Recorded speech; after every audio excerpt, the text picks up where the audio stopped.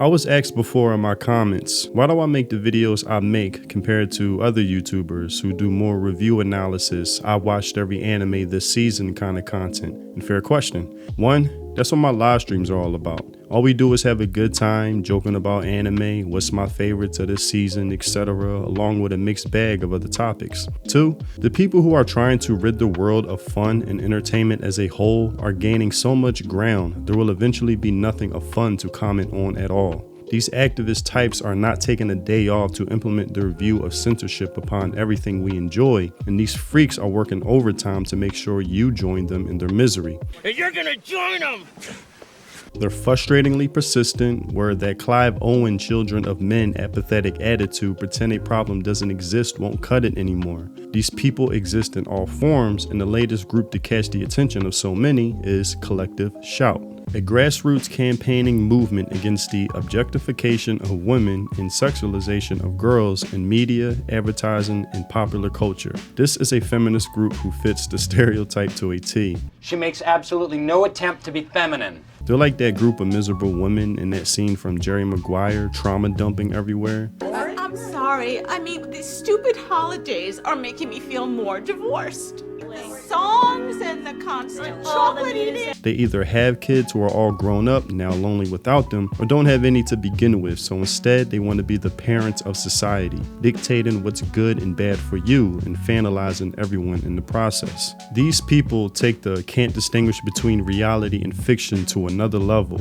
or now the famous internet quote, people on this app would treat fictional characters as if they were real people, and then talk about real people as if they were fictional, and then get mad at you for knowing the difference. And here's their founder, Melinda whatever, contributing to an article with a stupid take. Video games with corn type heroines are harming children, body experts say. Heroines with impossibly big breasts.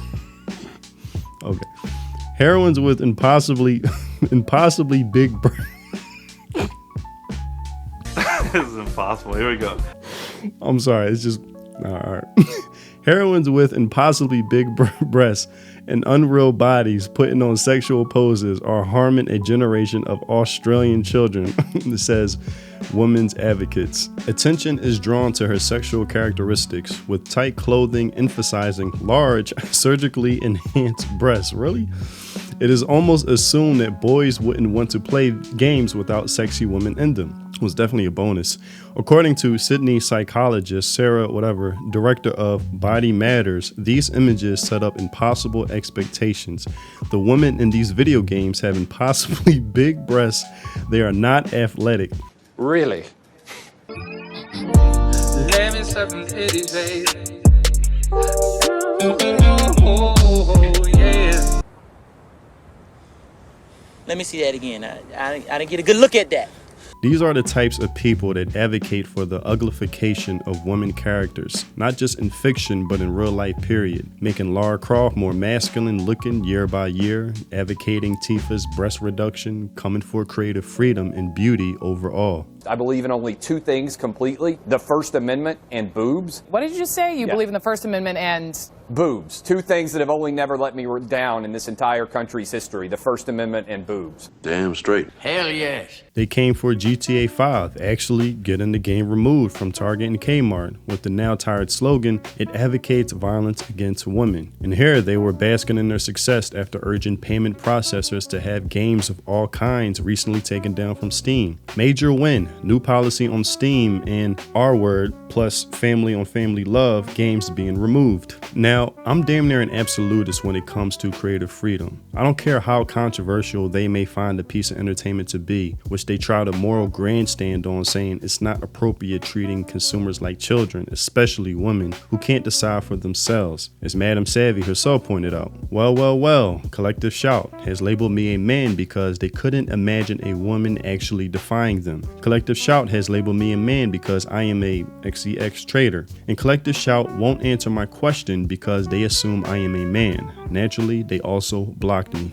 Pay no attention to these hypocrites, Neo. These are the kinds of people, if not them directly, at least of similar minds, that have pressured Japanese media to abide by their standards through payment processors. Collective Shout argues that certain anime and manga contain illegal child exploitation material and have called for stricter regulations and classifications of such media with Australia. Yo, these people are treating this like it's a scene out of the movie Taken or something. Like these fictional characters are getting round up, thrown in a van, and made to be sex slaves. Specifically, they have raised concerns about anime series like Goblin Slayer and Sword Art Online, citing depictions of sexual abuse and violence against women and children, particularly focused on how these depictions are rated by classification boards and whether these ratings are appropriate given the content. I swear, you don't hate feminists enough, I'll just say that. And these freaks are treating fictional art as if it's actual reality, and they rely on the type of ignorance that fans have displayed, saying things like, well, it's not my cup of tea, what do I care? Yeah, but it's only a little thing here and there. Why are you getting so bent out of shape over this? The type of remarks that childishly lacks any type of foresight that has led to the predicament we're currently in now. The slippery slope is no longer a theory, it's a confirmation proven to be true. Activists never stop no matter how much you compromise with them. There's no reasoning with them.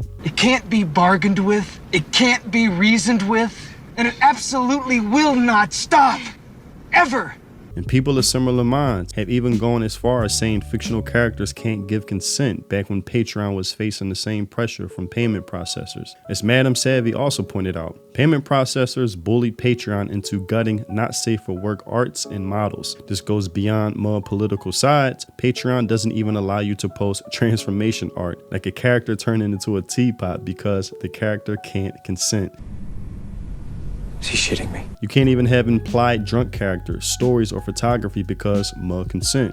And real quick, shout out to Madam Savvy. She has gone beyond doing her due diligence, digging up dirt on these evil people. She dedicated a 30-minute video to exposing these types, which I'll leave a link in the description to check out. But it's so crazy how this next post is feeding into the meme itself. It's not a meme. It's not a they want fiction censored, I bet they defend cuties. Collective Shout quite literally did in fact defend cuties. Cuties, an ethically problematic but powerful protest against the sexualization of girls. What kind of shit is that?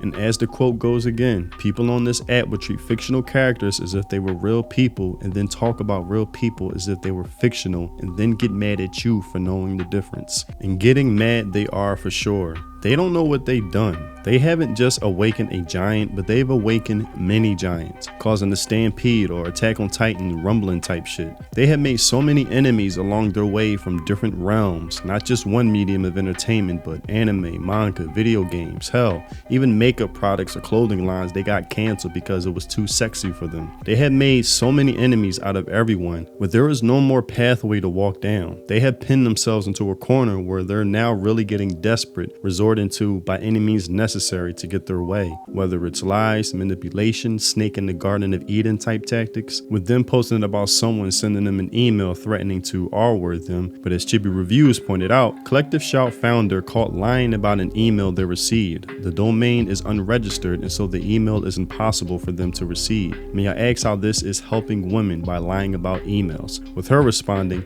came to us through Nation Builder. I received Nation Builder alerts in my email inbox, yada yada yada, with other people just calling this witch out. People can see in real time all the activity. The domain didn't existed prior to this email, and now it's getting tracked by everyone following this, including changes in origin. Then this guy really goes in. You are deliberately misleading people about what the image actually shows. Let's be clear, Nation Builder alerts are not personal emails sent to you. They're automated notifications triggered when someone fills out a form on your own website. What you received was not a message from a functioning email address. It was text manually entered into your form. No SMTP server was involved. No domain delivered anything. That was not an actual email. It was a self-reported input framed to look like something it was not. The email address displayed, which I won't even read this email because it's the name of this email address is so sus within itself. It's something that like a boomer would think they would have gotten away with, but people are way too hip to this now. The email address displayed is not tied to any real sender. That domain does not exist and would be rejected outright by any ICANN complaint register or DNS server.